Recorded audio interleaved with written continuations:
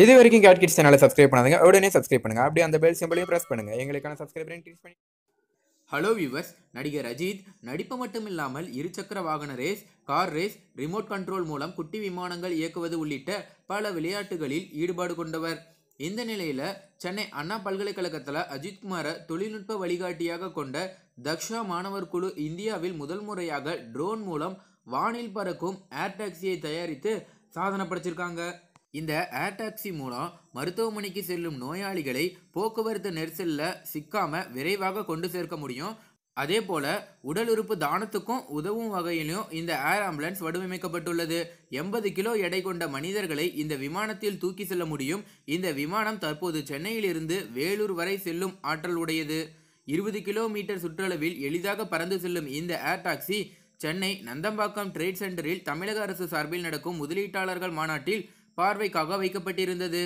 அங்கு வந்த முதலீட்டாளர்கள் மற்றும் பொதுமக்களிடையே அந்த ட்ரோன் டாக்ஸி மிகுந்த வரவேற்பு பெற்றது. இதனிடையே அண்ணா பல்கலைக்கழக மாணவர்கள் உருவாக்கி கண்காட்சிக்கு வைக்கப்பட்டிருந்த ட்ரோன் டாக்ஸியில் அமைச்சர் ஜெயக்குமார் அமர்ந்து அதன் செயல்பாடுகளை கேட்டறிந்தார். தொடர்ந்து அதனை உருவாக்கிய நடிகர் அஜித்குமார் மற்றும் அண்ணா பல்கலைக்கழக மாணவர்களை வெகுவாக பாராட்டினார். மேலும் நடிகர் அஜித் இவ்வளவு திறமைசாலியா என்றெல்லாம் வியந்துள்ளார். மேலும் ஒரு நடிகர்களையே விமானம் இயக்கும் அளவுக்கு லைசன்ஸ் வச்சிருக்காரு யாரு அப்படின்னு பார்த்தீங்கன்னா அது அஜித் அவர்கள் மட்டும்தான். இதற்கு முன்னாடி பார்த்தீங்கன்னா கூட கொஞ்ச நாளைக்கு முன்னாடி அரசியலில் நான் ஈடுபட மாட்டேன், என்னோட ரசிகர் மன்றத்தெல்லாம் கலைச்சிட்றேன் அப்படிங்கிற மாதிரி அறிவிச்சிருந்தாரு. அப்போவும் பார்த்தீங்கன்னா ஒரு சில இடத்துல ரசிகர் மன்றம் அப்படிங்கிற மாதிரி சொல்லிட்டு ரசிகர்கள் எல்லாம் இருக்காங்க அப்படின்னு கூட சொல்லலாம். இந்த நிலையில தான் கொஞ்ச நாளைக்கு முன்னாடி, அதாவது கிட்டத்தட்ட போன வாரம் அப்படின்னே சொல்லலாம், போன வாரத்தில் சில அஜித் ரசிகர்கள் எல்லாருமே பாஜகவில் இணைஞ்சிருக்காங்க. அதற்காக ஒரு மேடை பேச்சில் கூட தமிழிசை அவர்கள் எல்லா அஜித் ரசிகர்களும் மோடியோட திட்டத்தை மக்களுக்கு கொண்டு போய் சேர்க்கணும் அப்படிங்கிற மாதிரி பேசியிருந்தாங்க.